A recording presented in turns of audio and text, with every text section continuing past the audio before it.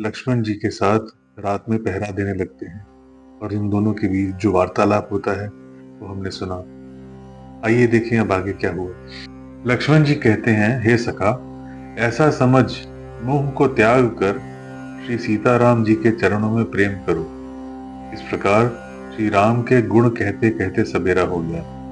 तब जगत का मंगल करने वाले और उसे सुख देने वाले श्री राम जी जागे। शौच के सब कार्य करके पवित्र और सुजान श्री राम ने स्नान किया, फिर बड़ का दूध मंगवाया और छोटे भाई लक्ष्मण जी सहित उस दूध से सिर पर जटाएं बनाई।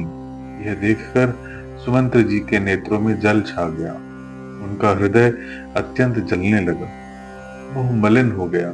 वे हाथ जोड़कर अत्यंत दीन वचन बोले, हे नाथ, मुझे कौशलनाथ दशरथ जी ने ऐसी आज्ञा दी थी कि तुम रथ लेकर श्री राम के साथ जाओ।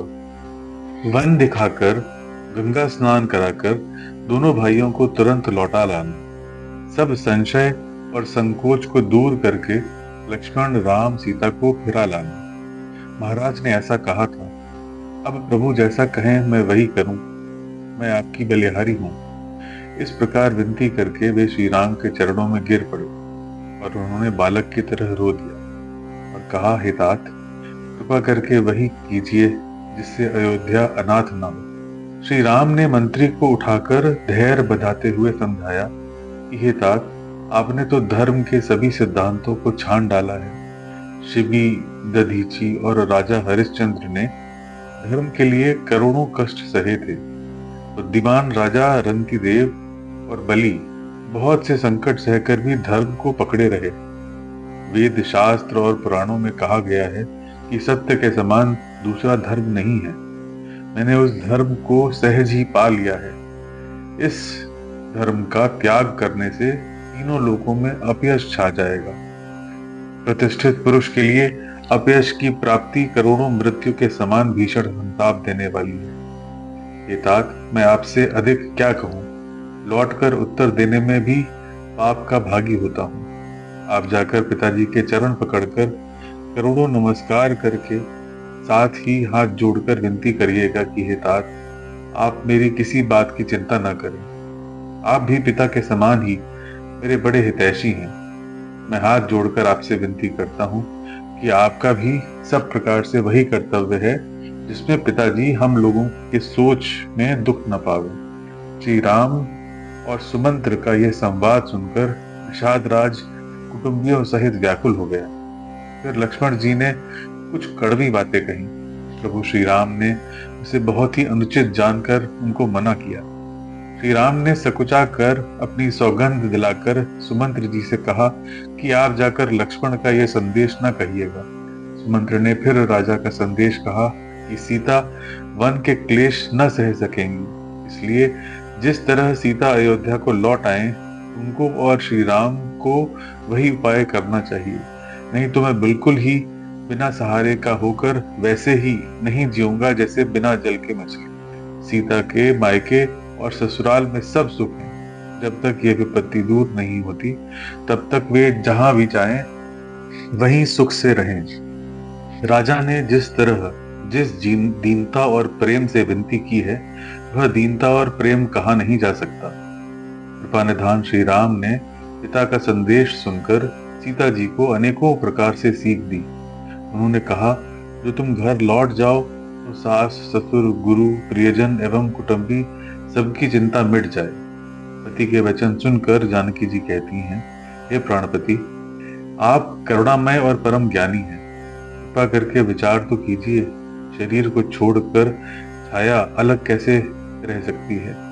सूर्य की प्रभा सूर्य को छोड़कर कहाँ जा सकती है और चांदनी चंद्रमा को त्याग कर कहाँ जा सकती है। इस प्रकार पति को प्रेममयी विनती सुनाकर सीता जी मंत्री से सुहावनी वाणी कहने लगी, आप मेरे पिताजी और ससुर जी के समान मेरा हित करने वाले हैं। आपको मैं बदले में उत्तर देती हूँ, ये बहुत ही अनुचित है, किंतु हे तात, मैं आर्त होकर ही आपके सम्मुख हुई हूँ, आप बुरा न मानिएगा।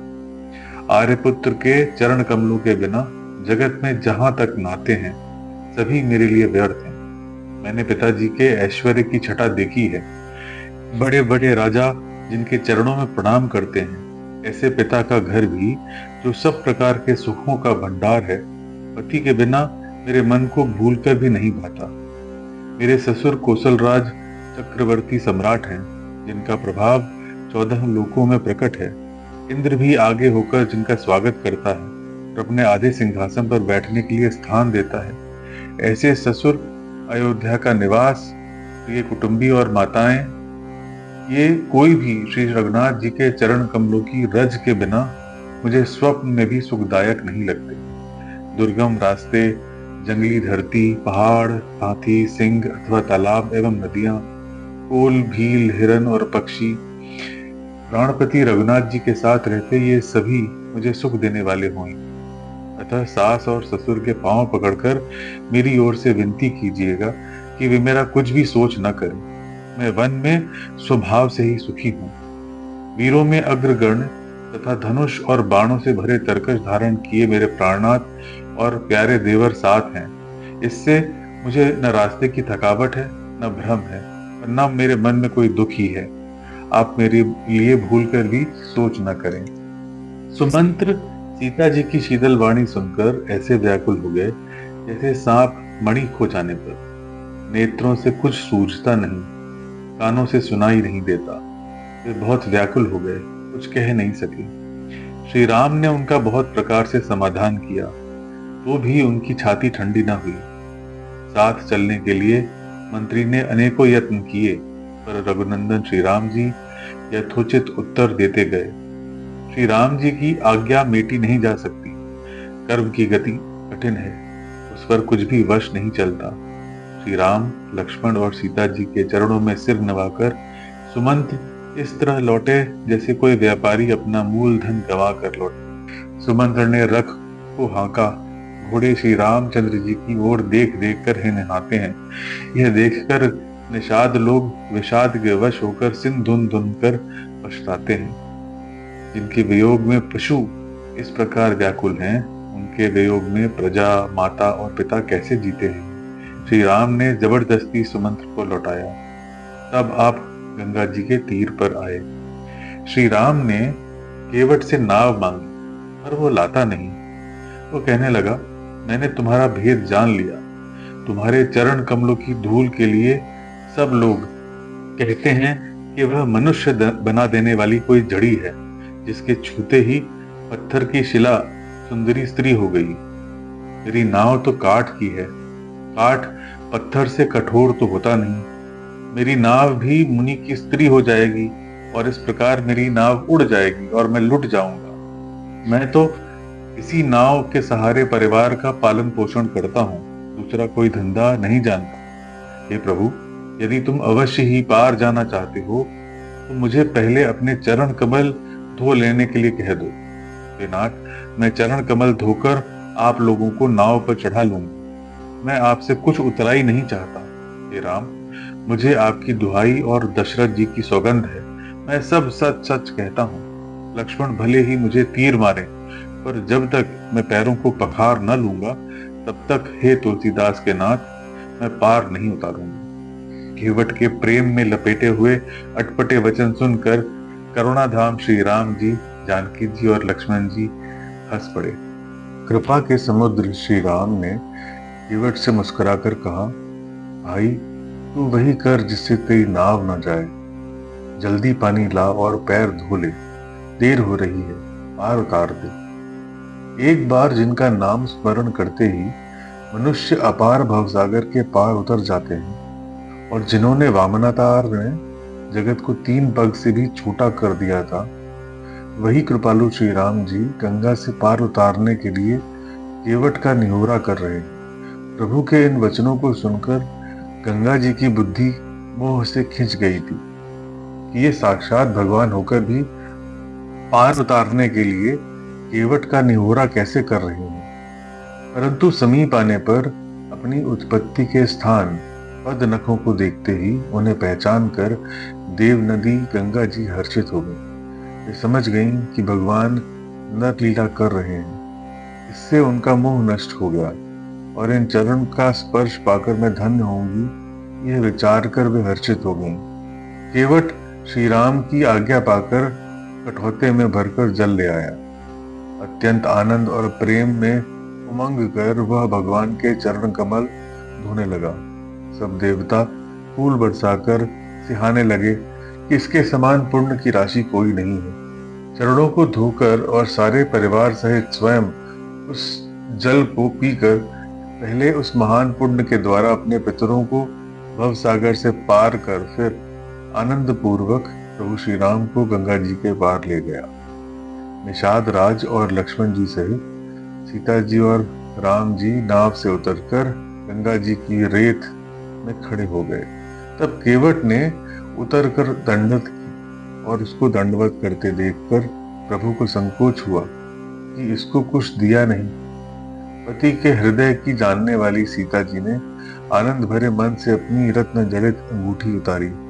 कृपालु श्री राम ने केवट से कहा, नाव की उतराई लो। केवट ने व्याकुल होकर चरण पकड़ लिए। वो बोला, हे नाथ, आज मैंने क्या नहीं पाया। मेरे दोष, दुख और दरिद्रता आज बुझ गई है। मैंने बहुत समय तक मजदूरी की। विधाता ने आज बहुत अच्छी भरपूर मजदूरी दे दी। हे नाथ, आपकी कृपा से अब मुझे कुछ नहीं चाहिए। लौटती बार आप मुझे जो कुछ देंगे वह प्रसाद में सिर चढ़ा कर लूंगा। प्रभु श्री राम जी, लक्ष्मण जी और सीता जी ने बहुत आग्रह किया, पर केवट ने कुछ नहीं लिया। तब करुणा के धाम भगवान श्री राम उसे निर्मल भक्ति का वरदान देकर चले। फिर रघुकुल के स्वामी श्री राम ने स्नान करके पार्थिव पूजा की और शिव जी को सिर नवाया। सीता जी ने हाथ जोड़कर गंगा जी से कहा, हे माता, मेरा मनोरथ पूरा कीजिएगा, जिससे मैं पति और देवर के साथ कुशल पूर्वक लौट आकर आपकी पूजा करूं। सीता जी की प्रेम रस में सनी हुई विनती सुनकर गंगा जी के निर्मल जल में श्रेष्ठ वाणी हुई, हे रघुवीर की प्रियतमा, तुम्हारा प्रभाव जगत में किसी नहीं मालूम। तुम्हारे कृपा दृष्टि से देखते ही लोग लोकपाल हो जाते हैं। सब सिद्धियां हाथ जोड़े तुम्हारी सेवा करती हैं। तुमने जो मुझको बड़ी विनती सुनाई, ये तो मुझ पर कृपा की और मुझे बढ़ाई भी। तो भी हे देवी, मैं अपनी वाणी सफल होने के लिए तुम्हें कुछ आशीर्वाद दूंगा। तुम अपने प्राणनाथ और देवर सहित कुशल पूर्वक अयोध्या लौटोगी। तुम्हारी सारी मनोकामनाएं पूरी होंगी और तुम्हारा सुंदर यश जगत भर में छा जाएगा। मंगल के मूल गंगा जी के वचन सुनकर और देव नदी को अनुकूल देखकर सीता जी आनंदित हुई। तब प्रभु ने निषाद राज को से कहा कि भैया, अब तुम घर जाओ। ये सुनते ही उसका मुख सूख गया और हृदय में दाह उत्पन्न हो गया। गो हाथ जोड़कर दीन वचन बोला, हे रात, मेरी विनती सुनिए। मैं आपके साथ रहकर रास्ता दिखाकर कुछ दिन चरणों की सेवा करके जिस वन में आप जाकर रहेंगे वहां मैं सुंदर पर्णकुटी बना दूंगा। तब मुझे आप जैसी आज्ञा देंगे, मुझे रघुवीर की दुहाई है, वैसा ही करूंगा। उसके स्वाभाविक प्रेम को देखकर श्री राम ने उसे साथ ले लिया। इससे गुह के हृदय में बड़ा आनंद हुआ। फिर निषाद राज ने अपनी जाति के लोगों को बुला लिया और उनका संतोष करा के उनको विदा किया। तब प्रभु गणेश जी और शिव जी का स्मरण करके तथा गंगा जी को मस्तक नवाकर सखा निषाद राज, भाई लक्ष्मण और सीता जी सहित वन को चले। उस दिन पेड़ के नीचे निवास हुआ। लक्ष्मण जी और सखा गुह ने विश्राम की सब सुव्यवस्था कर दी। प्रातः काल प्रभु सारी क्रियाएं करके तीर्थों के राजा प्रयाग के दर्शन करने गए। उस राजा का सत्य मंत्री है, श्रद्धा प्यारी स्त्री है और श्री वेणी माधव जी जैसे हितकारी मित्र हैं। धर्म, अर्थ, काम और मोक्ष से भंडार भरा है और वो पुण्यमय प्रांत ही उस राजा का सुंदर देश है। प्रयाग क्षेत्र ही दुर्गम, मजबूत और सुंदर किला है, जिसको स्वप्न में भी पाप रूपी शत्रु नहीं पा सकेंगे। संपूर्ण तीर्थ ही उसके श्रेष्ठ वीर सैनिक हैं, जो पाप की सेना को कुचल डालने वाले और बड़े रणधीर हैं।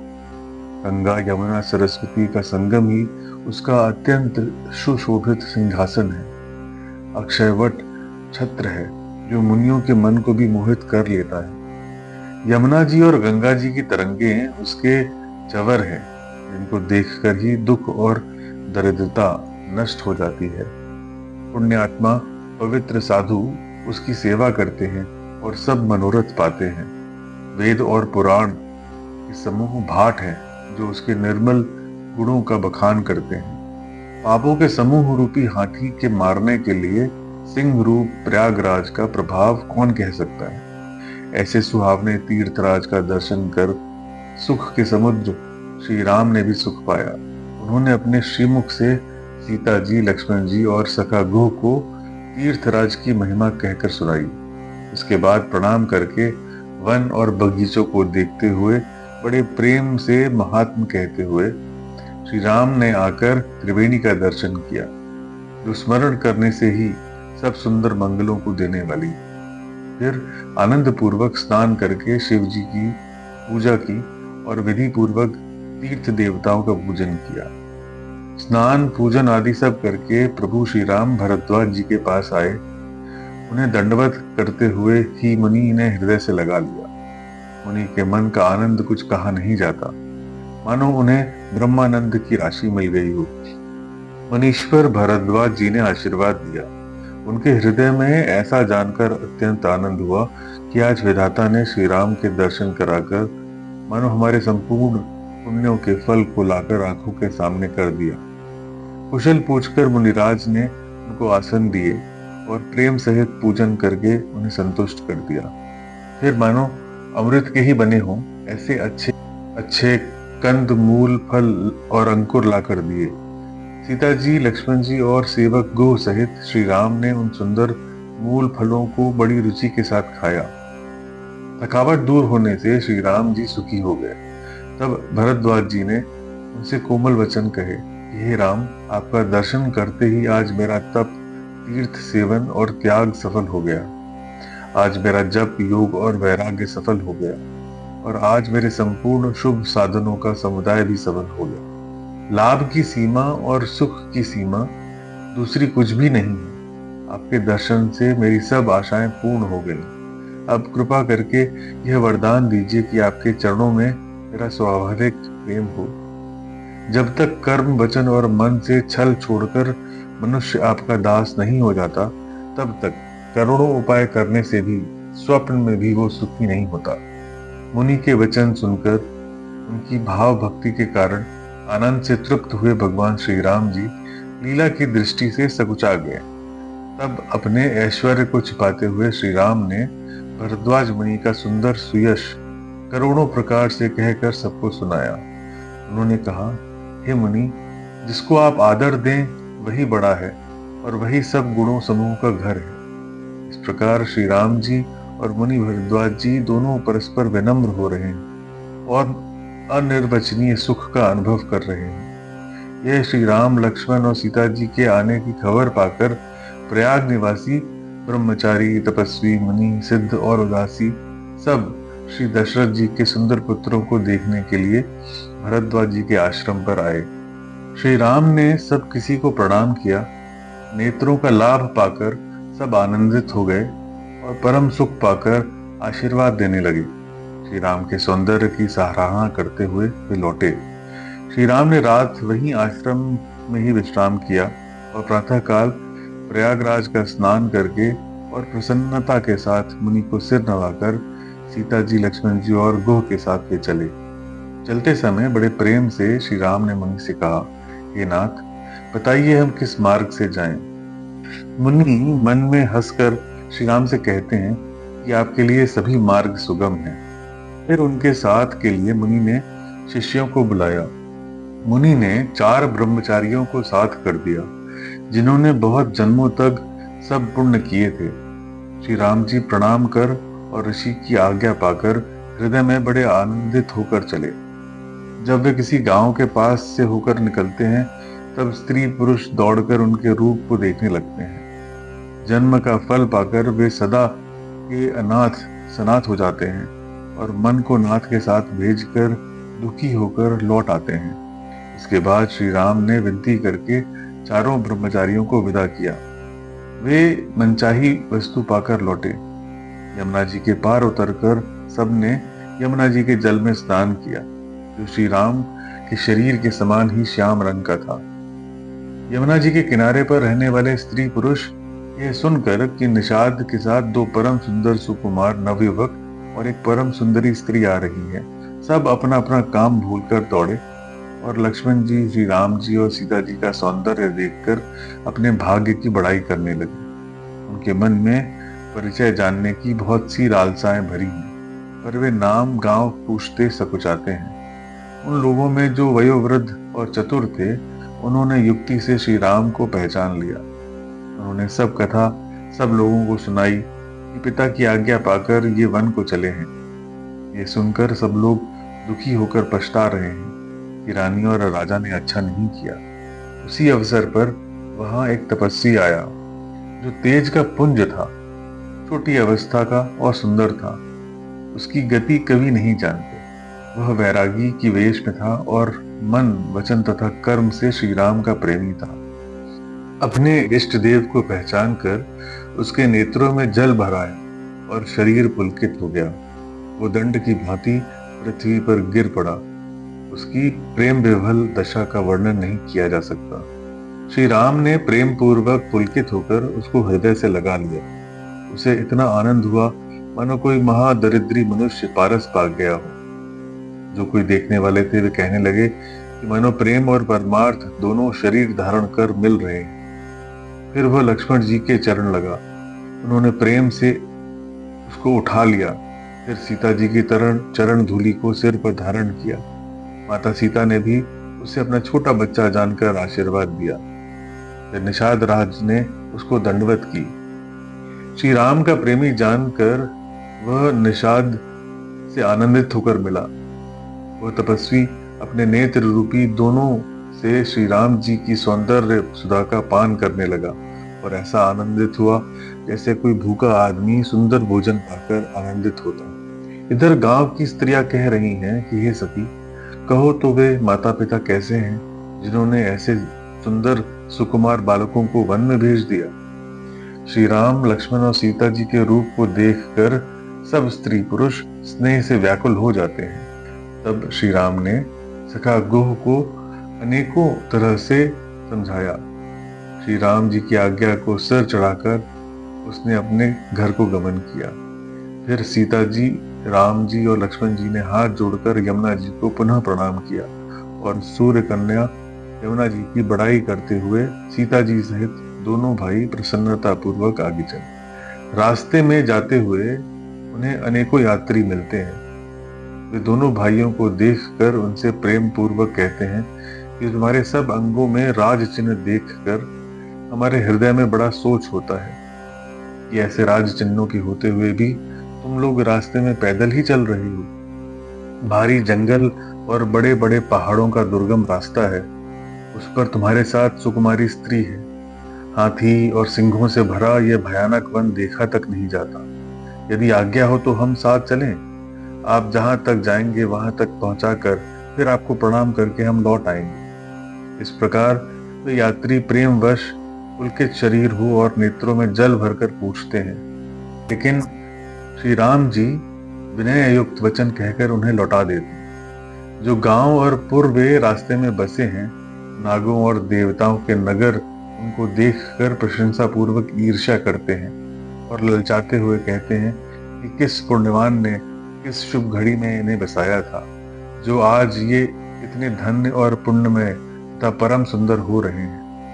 जहां जहां श्री राम जी के चरण कमल चले जाते हैं, उनके समान इंद्र की पुरी अमरावती भी नहीं है। रास्ते के समीप बसने वाले बड़े पुण्यात्मा हैं। स्वर्ग में रहने वाले देवता भी उनकी सराहना करते हैं, जो नेत्र भरकर सीता जी और लक्ष्मण जी सहित श्री राम के दर्शन करते हैं। जिन तालाबों और नदियों में श्री राम जी स्नान कर लेते हैं, देव सरोवर और देव नदियां भी उनकी बड़ाई करती हैं। जिस वृक्ष के नीचे प्रभु जा बैठते हैं, कल्प वृक्ष भी उसकी बड़ाई करते हैं। श्री राम के चरण कमलों की रज का स्पर्श करके पृथ्वी अपना बड़ा सौभाग्य मानती है। रास्ते में बादल छाया करते हैं और देवता फूल बरसाते हैं और सिहाते हैं।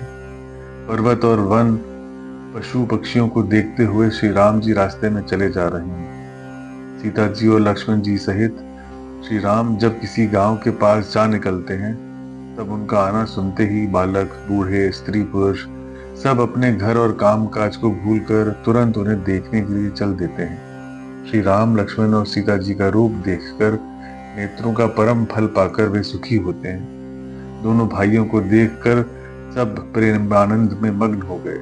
उनके नेत्रों में जल भर आया और शरीर पुलकित हो गए। उनकी दशा वर्णन नहीं की जाती, मानो दरिद्रों ने चिंतामणि की ढेरी पाली हो।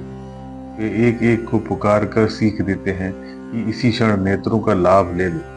कोई श्री राम को देखकर ऐसे अनुराग में भर गए हैं कि वे उन्हें देखते हुए उनके साथ चले जा रहे हैं। कोई नेत्र मार्ग से उनकी छवि को हृदय में लाकर शरीर, मन और श्रेष्ठ वाणी से शिथिल हो जाते हैं।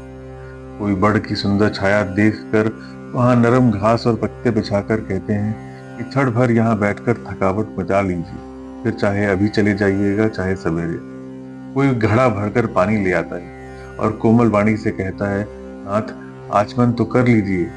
उनके प्यारे वचन सुनकर और उनका अत्यंत प्रेम देखकर दयालु और परम सुशील श्री राम ने मन में सीता जी को थकी हुई जानकर घड़ी भर बड़ की छाया में विश्राम किया।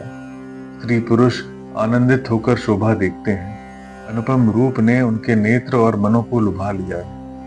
सब लोग टकटकी लगाए श्री राम के मुख चंद्र को चकोर की तरह देखते हुए चारों ओर सुशोभित हो रहे हैं। श्री राम जी का शरीर अत्यंत शोभा दे रहा है, जिसे देखते ही करोड़ों कामदेवों के मन मोहित हो जाते हैं। बिजली के से रंग के लक्ष्मण जी बहुत ही भले मालूम होते हैं। वे नख से शिखा तक सुंदर हैं और मन को बहुत भाते हैं। दोनों मुनियों के वस्त्र पहने हैं और कमर में तरकस कसे हुए हैं। कमल के समान हाथों में धनुष बाण शोभित हो रहे हैं। उनके सिरों पर सुंदर जटाओं का मुकुट है। वक्षस्थल, भुजा और नेत्र विशाल हैं और शरद पूर्णिमा के चंद्रमा के समान सुंदर मुखों पर पसीने की बूंदों का समूह शोभित हो रहा है। उस मनोहर जोड़ी का वर्णन नहीं किया जा सकता, क्योंकि शोभा बहुत अधिक है और मेरी बुद्धि थोड़ी। श्री राम, लक्ष्मण और सीता जी की सुंदरता को सब लोग मन, चित्त और बुद्धि तीनों लगाकर देख रहे हैं। प्रेम के प्यासे स्त्री पुरुष ऐसे थकित रह गए जैसे दीपक को देखकर हिरनी और हिरन निस्तब्ध रह जाते हैं। गांवों की स्त्रियां सीता जी के पास जाती हैं, परंतु अत्यंत स्नेह के कारण पूछते सकुचाती हैं। बार बार सब उनके पांव लगती हैं और सहज ही सीधे सादे कोमल वचन कहती हैं, ये राजकुमारी, हम विनती करती हैं, परंतु स्त्री स्वभाव के कारण कुछ पूछते हुए डरती हैं। हे स्वामिन, हमारी ढिठाई क्षमा कीजिएगा और हमको गंवारी जानकर बुरा न मानिए। ये दोनों राजकुमार स्वभाव से ही लावण्यमय हैं। मरकतमणि और सुवर्ण ने कांति इन्हीं से पाई है। श्याम और गौर वर्ण है, सुंदर किशोर अवस्था है। दोनों ही परम सुंदर और शोभा के धाम हैं। शरद पूर्णिमा के चंद्रमा के समान इनके मुख और शरद ऋतु के कमल के समान इनके नेत्र हैं। अयोध्या कांड का ये अध्याय यही समाप्त होता है। ईश्वर से प्रार्थना है कि वे आपकी साधना में सहायता करें। जय श्री राम।